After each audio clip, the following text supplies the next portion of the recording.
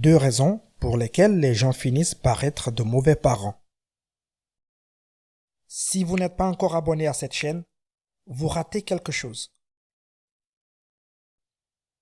Étant donné l'importance d'être aimé correctement par ses parents pour avoir une vie d'adulte saine sur le plan émotionnel, on peut se demander avec une certaine urgence pourquoi, dans des cas qui vont du regrettable au vraiment tragique, le processus peut se dérouler si mal.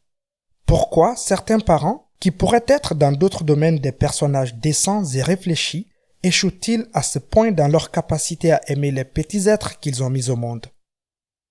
Parmi les nombreuses possibilités, 2 se distinguent particulièrement. La première découle de l'une des caractéristiques les plus évidentes et inévitables de la petite enfance. Un nourrisson arrive sur Terre dans un état de vulnérabilité totale et presque choquante. Il ne peut pas bouger sa tête, il est totalement dépendant des autres, il ne comprend aucun de ses organes, il se trouve dans une pénombre de chaos et de mystères, il ne peut pas se réguler lui-même, ni aucune de ses fonctions. Dans ces conditions d'impuissance, il doit se tourner vers les autres et implorer leur piété. Il doit leur demander de lui apporter de la nourriture, de caresser sa tête, de baigner ses membres, de le réconforter après une tétée, de donner un sens à sa fureur et à sa tristesse. Cette impuissance primitive est très longue à se dissiper. Même après 2 ou 3 longues années, la progéniture est encore très faible, confuse, incompétente et fragile. Ses doigts ne sont pas plus épais que des brindilles. Il pourrait être tué par un chien de la famille.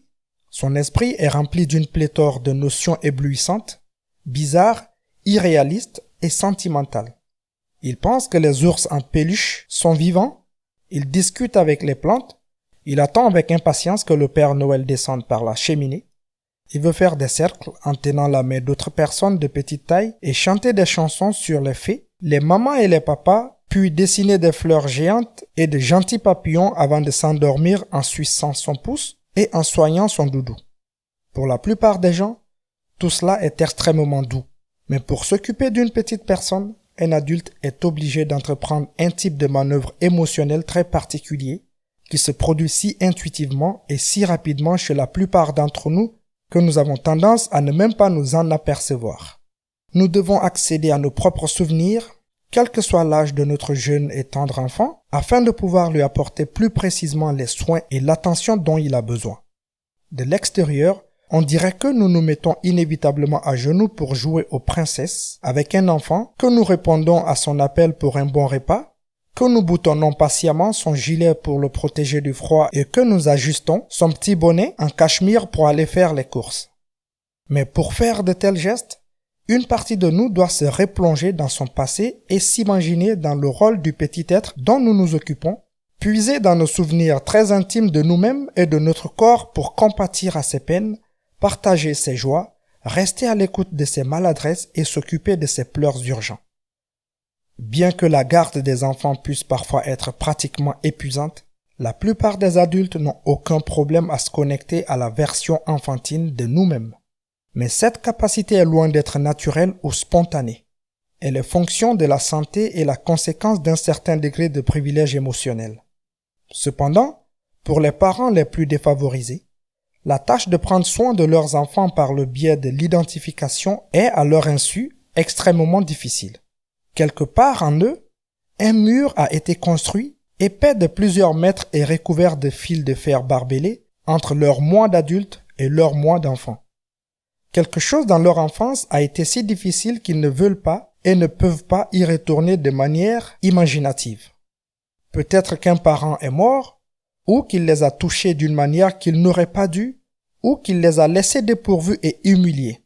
Les choses de leur enfance ont été si inconfortables que toute leur identité d'adulte a été fondée sur un refus total de retrouver l'impuissance et la vulnérabilité de leur première année. Jamais, pas même pendant 20 minutes alors que le dîner est dans le four, ils ne se mettront par terre et se souviendront de l'enfant qu'ils ont été pour jouer avec l'enfant en face d'eux. Ce type d'adulte peut être devenu extrêmement compétent dans le monde professionnel, ses manières sont susceptibles d'être décisives et fortes, ses opinions solides et son caractère porté vers l'ironie, le cynisme et une approche stoïque ou simplement dure des problèmes, les siens et ceux des autres. Elle aime à dire qu'elles n'ont aucun regret et qu'il ne sert à rien de pleurer. Ils n'ont en théorie rien contre le fait de s'occuper d'un enfant. Ils veulent être parents et se sont peut-être battus pour l'être au départ, mais ils ne se rendent pas compte qu'ils ne peuvent pas être de bons parents tant qu'ils n'ont pas accepté la version enfantine d'eux-mêmes. Tant que leur propre vulnérabilité les effraie, ils seront secrètement et inconsciemment opposés et insensibles à la vulnérabilité de leur propre enfant. Ils ne seront pas capables de faire preuve de patience face à la maladresse et à la confusion du petit. Ils n'auront aucun intérêt à jouer avec les peluches. Ils trouveront pathétique que leur enfant pleure parce qu'un trèfle à 4 feuilles a été froissé ou que son livre préféré est déchiré. Ils peuvent malgré eux finir par dire « ne sois pas si bête » ou même « arrête d'être si enfantin » si l'enfant pleure parce qu'un des yeux de bébé éléphant est cassé. Ils peuvent très brusquement donner le bain à l'enfant et refuser de lui dire l'histoire du soir qu'il réclame. Il peut s'en suivre une deuxième caractéristique et un défaut associé chez un parent. L'envie non résolue. Aussi étrange que cela puisse paraître, un parent peut envier son propre enfant pour la possibilité qu'il ait une meilleure enfance que la sienne. Et il veillera inconsciemment à ce que ce ne soit pas le cas.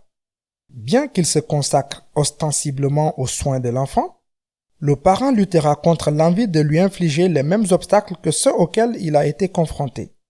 La même négligence, la même école insensible, le même manque d'aide pour son développement, etc. Les détails extérieurs peuvent avoir changé, mais l'impact émotionnel sera le même. Une nouvelle génération souffrira à nouveau. Pour être un bon parent, il faut non seulement avoir accès aux souvenirs de sa propre enfance, mais aussi être capable d'assumer ses privations pour ne pas être jaloux de ceux qui ont la chance de ne pas en subir à leur tour. Mais un certain type de parents traumatisés reste à un certain niveau identifié dans leur esprit comme un enfant en manque, déçu, qui trouverait insupportable qu'un autre enfant ait plus qu'eux. Ils sont comme un frère et une sœur tourmentés et tourmenteuses dans un foyer défavorisé qui se défoule sur quelqu'un de plus démuni en veillant scrupuleusement à ce que l'autre enfant soit aussi triste et en manque qu'eux. Nous ne pouvons pas nous empêcher d'avoir eu l'enfance que nous avons eue.